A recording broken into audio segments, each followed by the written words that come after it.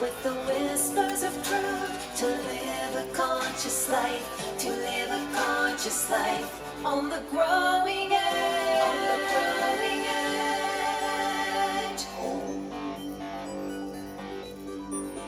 Om and good morning. Welcome to Growing Edge Live. I'm Allie Benjamin, and this is my beautiful, beloved soul sibling, friend, Yes. John Harold Moore. Hi everyone, good to be here with you all. Yeah, I can't wait for you to get to meet John, and some of you know John and love John, and I can see by the names that are popping up that many of you are friends of John and don't know me. Hi Dorina. Yeah, so hi, and I look forward to this conversation. We're going to go deep, and I've already asked on the post here.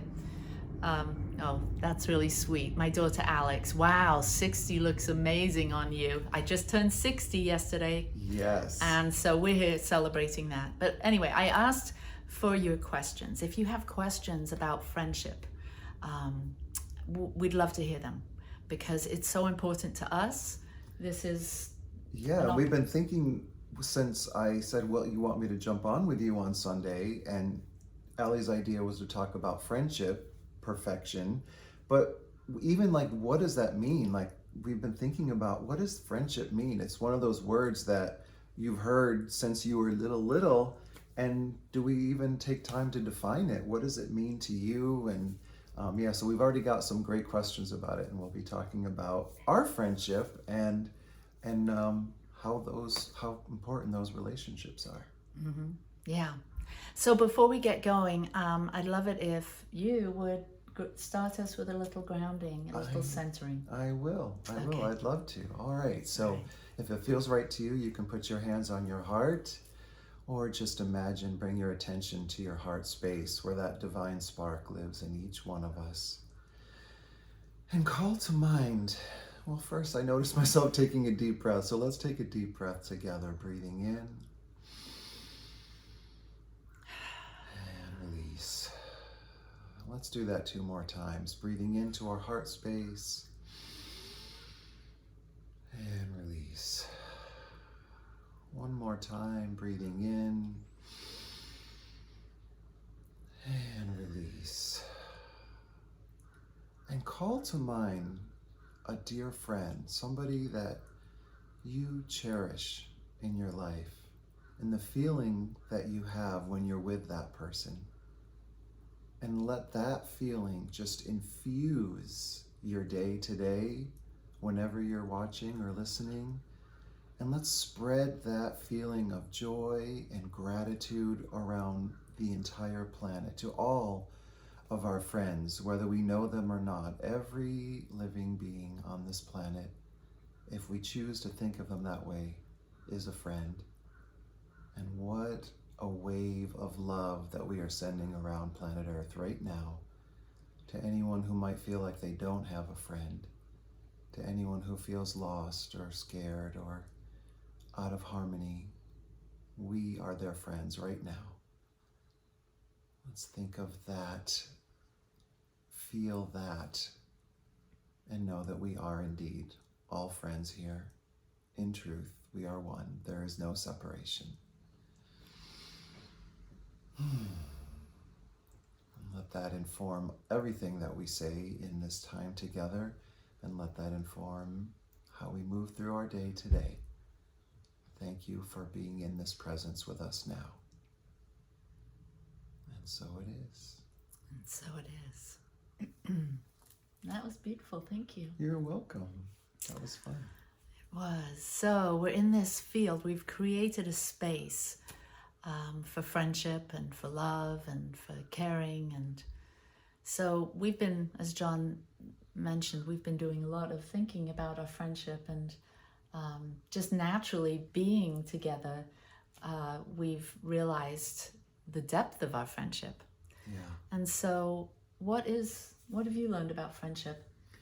Well, the first thing that I thought of when we talked about this is the level of trust that is needed for a good friend. And And trust is something that's established over time. And I thought about that story that Brene Brown shares about the marble jar, when her daughter came home from school so upset, and a friend had shared a secret, and the teacher, it was so disrupting, the teacher took marbles out of the classroom marble jar.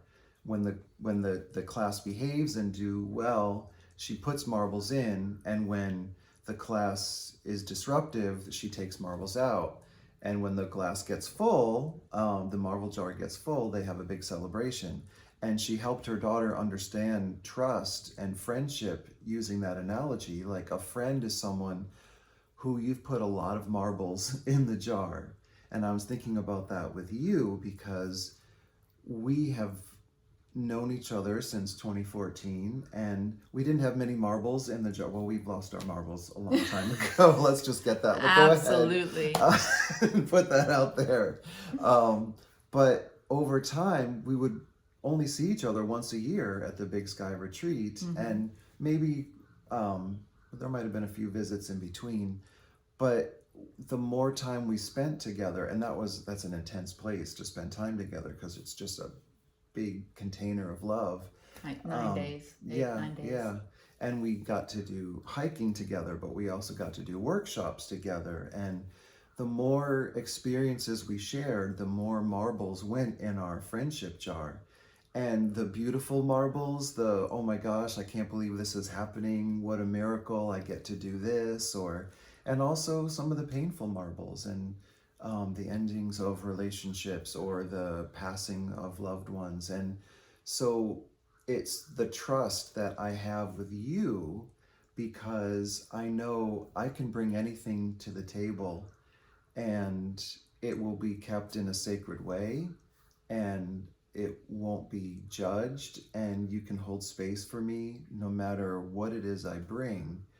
And we also have, when there are so many marbles in the jar, you can say, John, when I hear you talk about this, I hear some judgment there, or I hear a little victim in the way you've shared that. And I can hear it from you, because we've invested so much time, and I know that it's coming from love, not from judgment. Yeah. So you're able to not take it personally or feel threatened if I share a truth with you, because we've filled up the marbles. We have a lot of trust for one another, because we've proven that over time. Yeah. It's so you wouldn't necessarily share something very deeply intimate or personal with someone that you just met, but when you have invested time in a friendship, that you can do that. Sometimes you have an instant connection with someone and you feel like you can share. So it's not, I think it's very, it's a case by case. Yeah. But I think the idea of having these marble jars, and each person that you know or meet is assigned a jar, and then over time you can see who's deserving of your trust, who's proven to you that they're there for you, that they listen to you, that they respect you, that they will call you out in a nice and loving way when that it's appropriate. And we've built that, and that's what we share together.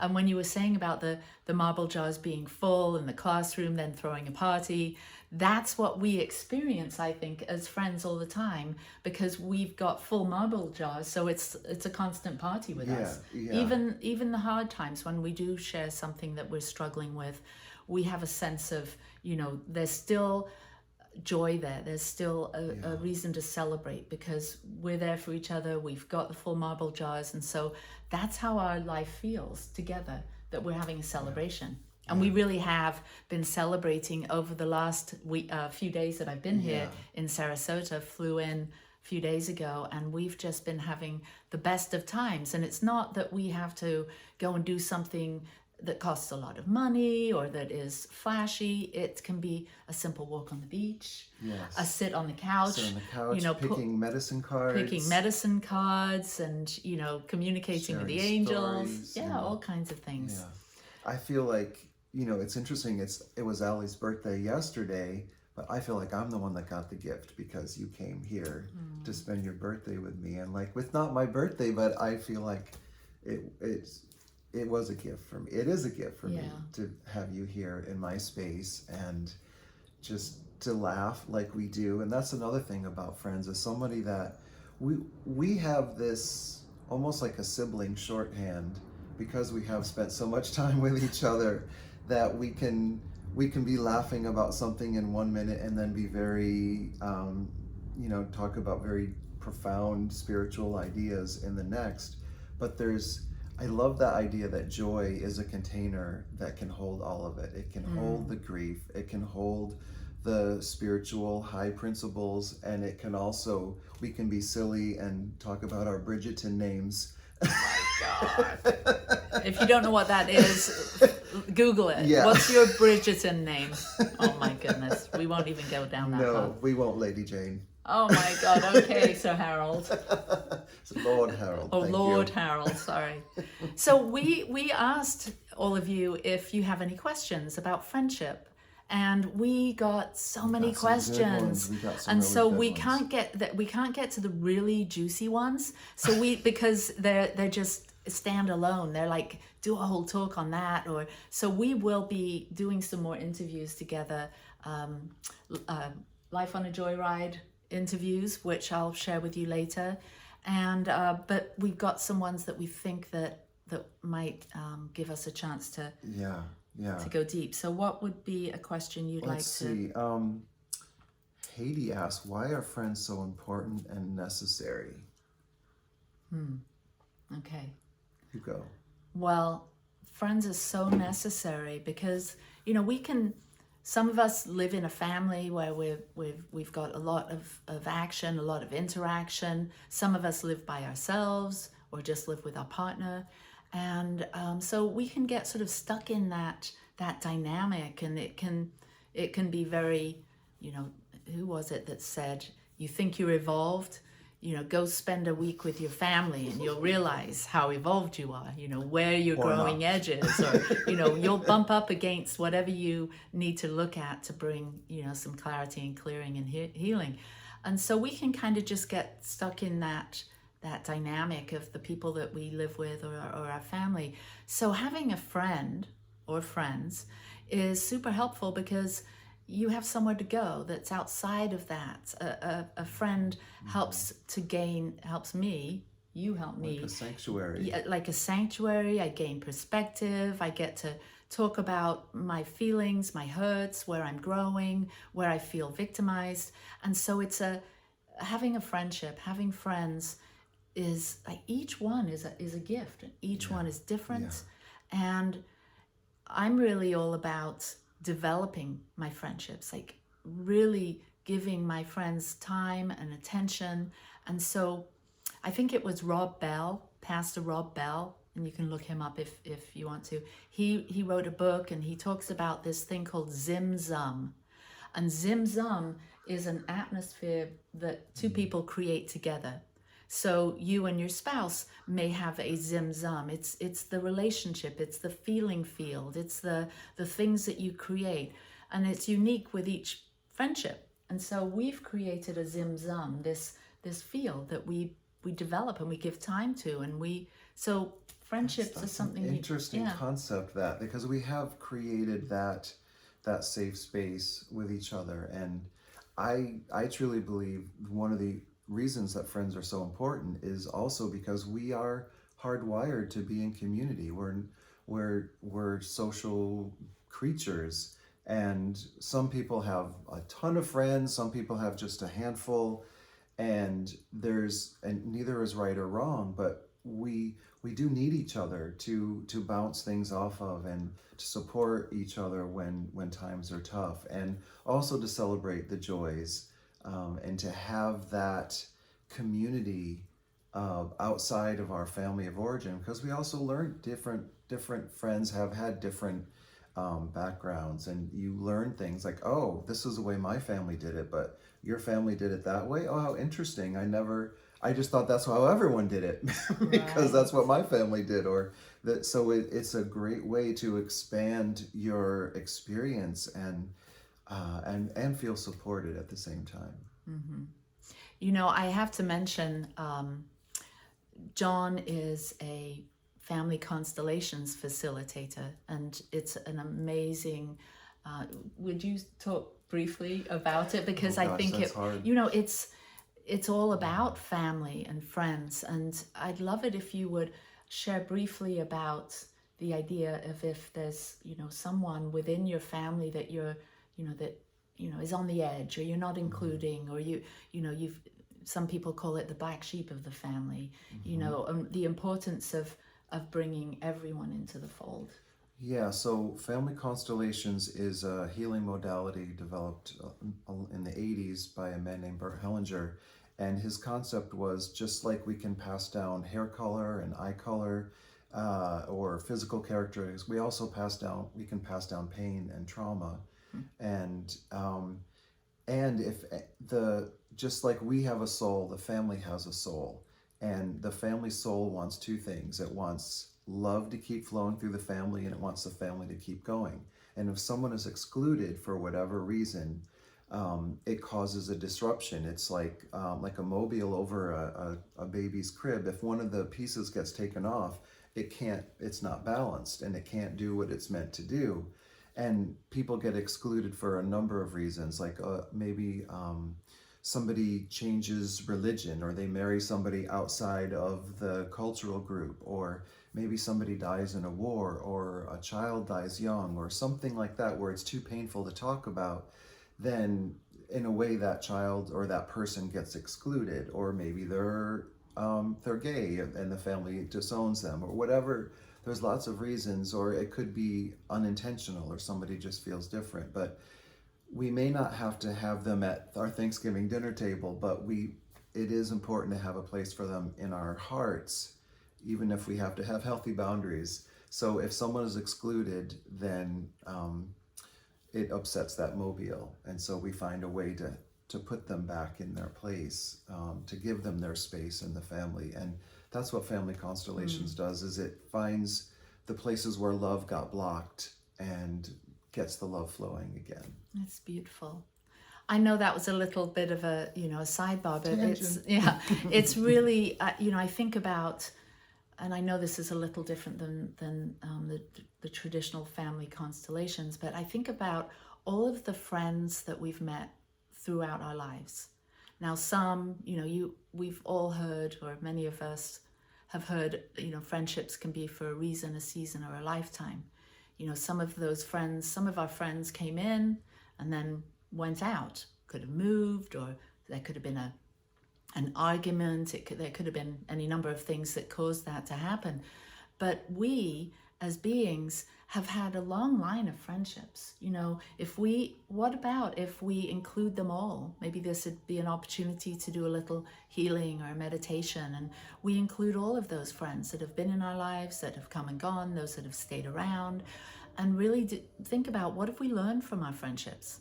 Because there's been something that everyone has brought into our lives, a gift, and it could have been a very hard gift, a gift of learning how to forgive. You know, and so practicing forgiveness, I think, is an integral part of friendship. You know, having a look at what we learn from each other, and then if there has been a falling out or a moving apart, to do some forgiveness work, because every friend that we've ever had came bearing gifts and taught us a little bit about ourselves and how to be the presence of love. So I know that you're also a Course in Miracles student and teacher, and really one of the questions, or one of the themes around A Course in Miracles, is forgiveness, right? So what do you know about friendships and forgiveness? Well, you know, as we were talking about trust today, and one of the elements of trust is accountability. And if I've done something that felt insensitive to you, or I've said something or not done something, to have the kind of trust where I can say, hey, Allie, I really wish, you know, that I hadn't said that, or, you know, did that offend you?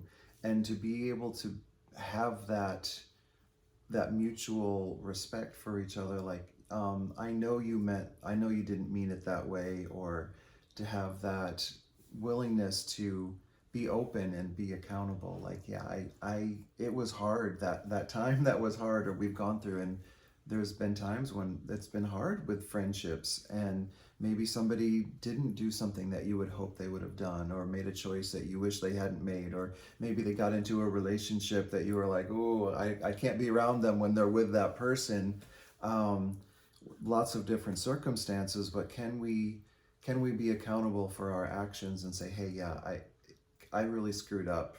I hope you can forgive me. And knowing that my intention is never to be harmful, but I'm still working on undoing my ego, and so it happens sometimes. And friends show us where we might still have work to do.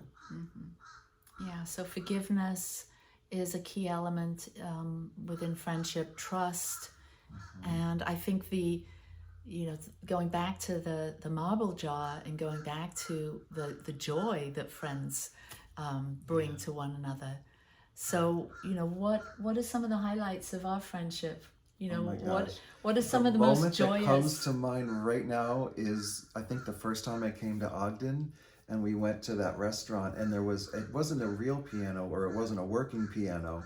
And we sat there and pretended like we were having a concert. Oh my just God. Just being ridiculous. I'm going to find the photo, because there's a photograph of us doing this where I'm like playing the piano next to... It's just pure joy, and that you're like... Yeah, exactly. So... I love that photo. Yeah, and for those of you that live in Ogden, you'll know about the pianos on 24th Street. They're up and down, in front of all the businesses, and so you can go on and play them or pretend to play them and have fun. Yeah, when there's so many moments where we've had joy. I mean, prancing pheasants. The prancing pheasants. So many. I mean, those doves. I threw those doves away, by the way, at the Quick Quack car wash. I threw those doves away. He was planting these doves in my car, and then not real doves. They were Oh my gosh, no, they weren't. Anyway, yeah, we've had them in the Om Shanti Om. You did, and we found them, and then I threw them away. Because we carried them around for a year or two, and then I thought, I can't be carrying around these things. Anyway, there's been so many funny moments. I mean, we were laughing last night. I don't even remember what it was about. What was it? Whispering? Oh, yeah, we're not going to be talking about that. That is a bit X-rated, so sorry, can't talk about that. It's a little racy. Yeah, and that's it. I mean, there's so many levels and dimensions to our friendship. Yeah. We've been through some really hard times together, haven't we? Yeah. We've been through, when Adam passed, you were there. It's not easy when you have a friend that's gone through something like the death of a child. And John, what happened? Well, as soon as I heard what happened, it was one of those situations where words kind of fail. And this is actually one of the questions my sister Gail asked, is how do you support a friend? What are some of the ways you can support a friend? And sometimes words aren't necessary. I just remember calling you and saying, I don't know what to say, but I just want you to know how much I love you. And how, I can't not reach out to you in this moment because we are so connected heart to heart. And I just, that idea that joy can hold even those hard moments of grief, and our love and our connection, it was one of the hardest phone calls I ever had to make. And yet there was no question that I had to make it because I just love you so much. As we go on. No, I'm crying. Oh my God. So I hope that this conversation has brought a smile to your face and a smile to your heart. We're going to continue on today. We're going up to have game nights in Tampa. In Tampa. Tampa. Yes. On Honeymoon Island. Don't get jealous, Michael. We're not on a real honeymoon. But Oh my yes, God. with my friend Carrie's parents, and Yeah. oh my God, So we're more we're joy going to to come. we're going to continue on this joy Life on a ride. joyride. Exactly. And I hope that you've heard something today that has inspired you to connect with maybe an old friend, or maybe there's a friend that you know that needs just a phone call to say, hey, I'm thinking about you. Or just think about the person and think of, even if they're not still here in physical form, True. or you're not in touch with them. I know so many of people of the Rose Quartz family that I met in Valentine's Day 2004 who I'm really not in contact, with them physically, but they're right here in my heart. So I can just be grateful for those friends that introduced me to this whole nother level of spiritual connection. And yeah, so you can reach out to them, of course. And I love the fact that sometimes, they don't want to hear from me, or that would be weird, it's been so long. Sometimes I would say it's worth the risk, because you don't have anything to lose. True. If you're not in touch anyway, but it might be more welcome than you could imagine. Yeah. So reach out today to someone. Maybe there's someone that just popped into your mind. Maybe that's the one. Yeah. There's Yeah. angels are knocking. Katie just popped up on the screen. Hey, Katie. And I Love saw you. Susie Ogden too. Oh my Hi, gosh. Suze.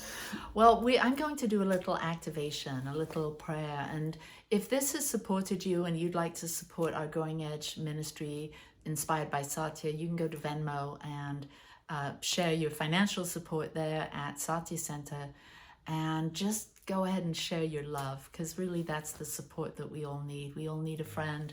We all need to know that we belong, and that what we have to say and what we do is important.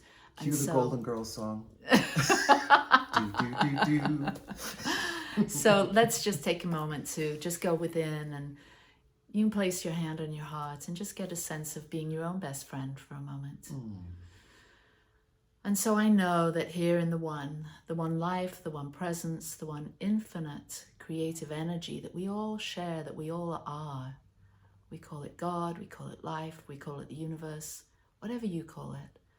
And as we simply reside in that space of being the presence of love, of being a good friend to yourself, good friend to each other, we simply drop in and feel a sense of belonging in the greater community, the greater circle of friends that humanity is. And we include our brothers and sisters in the Ukraine and in Russia and all the surrounding countries that are in need of our love and our well wishes and our support. And as we come together as one human family, right here and right now, let us send out a wave of love and a wave of compassion and a wave of joy. And I trust and know that each of us, that our paths are made clear, that we see the next step for each of us as individuals and collectively, and we take that step in love and in gratitude. And so it is. And so it is. There we go. So peace and blessings. Lots of love to you. Thank you so much. Oh my gosh. So how can Thank people you. get in touch with you if they want to know more about Course in Miracles or Family Constellations? Well, they can go to my website, johnharoldmoore.com, or find me on Instagram, johnharoldmoore. Awesome. So thank Yeah. you. Mwah. Love you. Love you all. Thanks for spending this time with us. Yeah, and thank letting you. us share our joy and our friendship. And you are all our friends as well. Yeah. So namaste. Mwah. Peace and blessings. Bye.